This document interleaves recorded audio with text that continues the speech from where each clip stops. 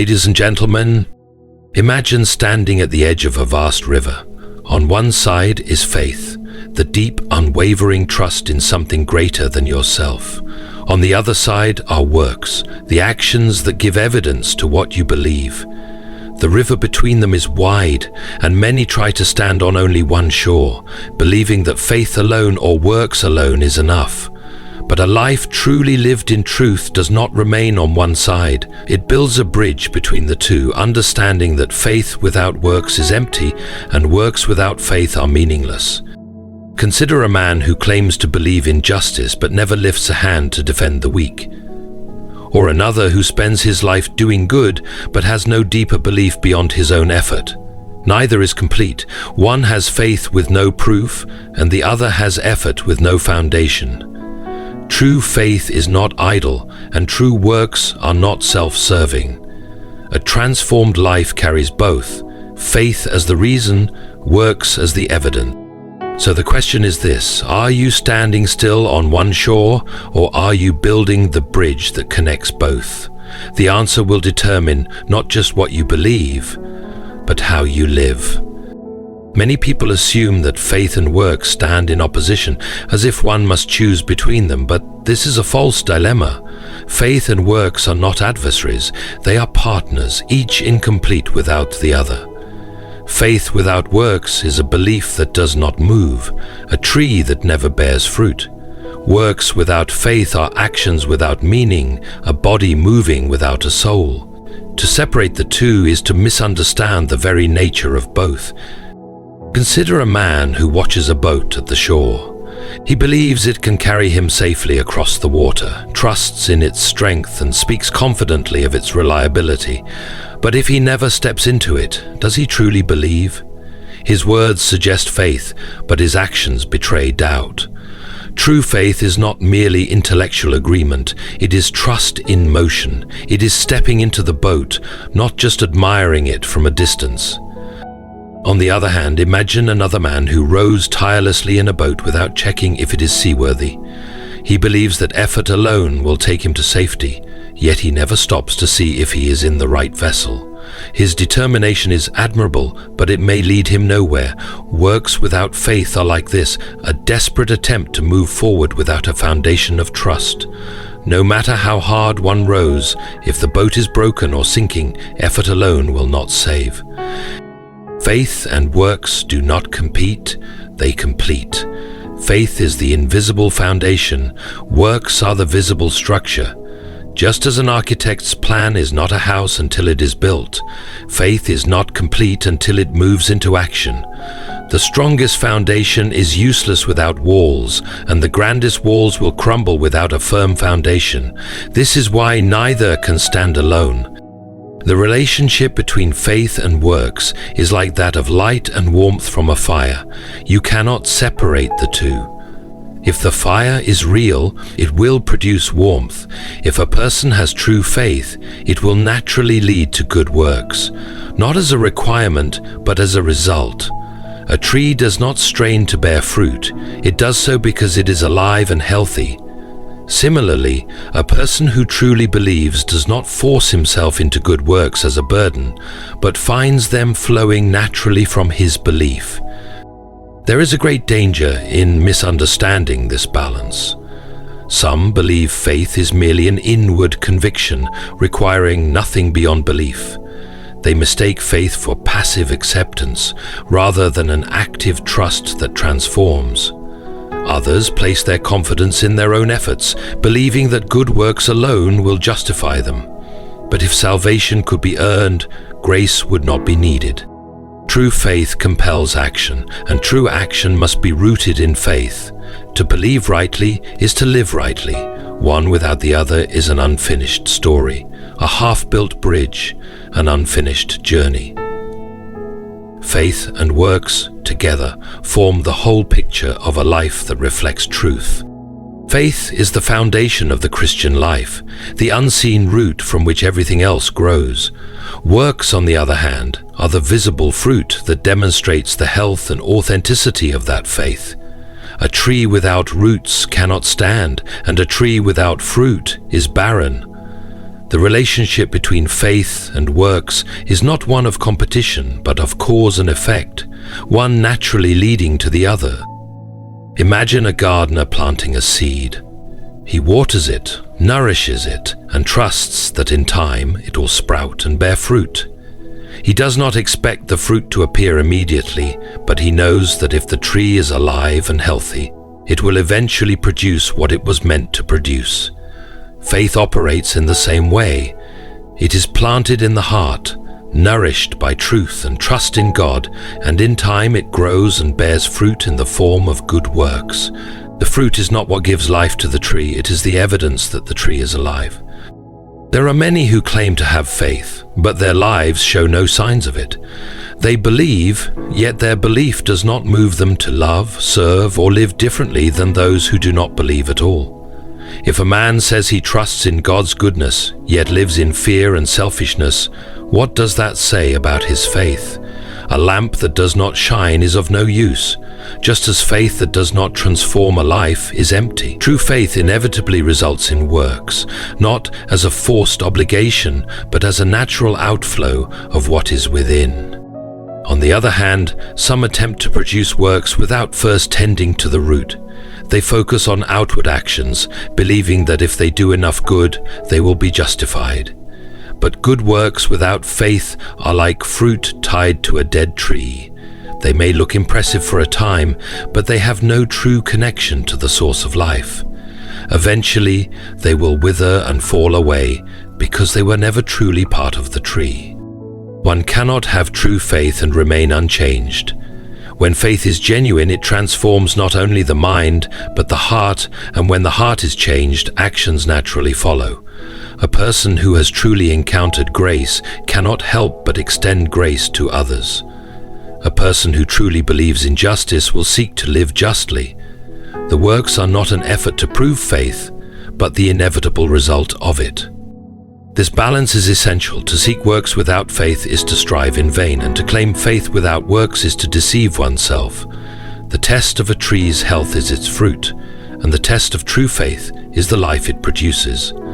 A life rooted in faith will bear fruit in time, and that fruit will be a testimony not to the effort of the believer, but to the power of the faith that sustains him. Works without faith are like a body without a soul, lifeless, mechanical, and ultimately empty. When a person performs good deeds apart from true faith, those actions may seem virtuous on the surface, but they lack depth and meaning. They become acts of duty rather than devotion, attempts to earn approval rather than reflections of inner transformation. While good works can be admired by others, they do not carry the weight of genuine love and purpose unless they are rooted in faith. Consider a man who gives generously to charity, but does so only to enhance his reputation. He may appear noble, yet his giving is not an act of selflessness, but of self-interest. His generosity is a performance, a transaction, rather than a true expression of compassion. Without faith, good works can become a way to manipulate others, gain influence, or quiet a guilty conscience. They may serve a social or personal benefit, but they do not arise from a transformed heart. The Pharisees of old were known for their rigorous observance of religious law. They prayed in public, gave to the poor, and followed every commandment with outward precision. Yet their hearts remained distant from God. Their works were not expressions of faith but of self-righteousness. They sought to justify themselves through actions, believing that their outward behavior was enough. But just as a tree cannot be judged by its leaves alone, a person cannot be judged righteous by external deeds if the heart remains unchanged. A person who performs good works without faith may find temporary satisfaction in them, but in the end such actions do not sustain the soul. Without faith, there is no eternal perspective, only the fleeting approval of others or the temporary comfort of self-justification. A man who builds a house on sand may take pride in his work, but when the storm comes, his efforts prove meaningless. In the same way, works done apart from faith cannot stand the test of time, nor can they bring true fulfillment. This does not mean that good works are unimportant. A kind act is still a kind act, regardless of the motive behind it. But works without faith are incomplete. They lack the deeper purpose that comes from knowing that our actions are part of something greater than ourselves. When faith is absent, works become hollow routines rather than the natural expression of a heart aligned with truth. True works flow from faith, not as a means to earn favor, but as a response to the grace already received. A believer does not serve others to gain something, but because he has already been given everything in Christ. His kindness, his generosity, and his acts of justice are not means to an end, but reflections of the love that has transformed him. Without faith, works are mere gestures. With faith, they become an offering. Evidence of a soul that has been truly changed. Faith without works is like a lamp without oil. It may look complete, but when the time comes for it to shine, it is found empty and useless. True faith is not merely belief in an idea. It is belief that moves, that acts, that changes the very nature of a person. A faith that does not result in action is no faith at all, but only an illusion of it. Imagine a man who claims to believe in justice, but does nothing when he sees injustice. He speaks of kindness, but never extends it. He praises generosity, but clings tightly to his own wealth. His words may be eloquent, but his actions betray him. Faith that does not shape a person's life is not real faith, just as a tree that never bears fruit cannot be called healthy. The scriptures say that even the demons believe in God and tremble. But their belief does not change them. It does not lead them to love or obedience. Merely acknowledging the truth does not mean one has faith. A man who knows the cure for a disease but refuses to take the medicine is no better off than one who remains ignorant of it. Faith must be more than knowledge. It must be lived. Some mistake faith for mere intellectual agreement, as if salvation were a matter of checking the right boxes. But faith is not a passive state. It is a living force. It compels action, shapes character, and manifests in deeds. A person who truly trusts in God will naturally begin to walk in His ways.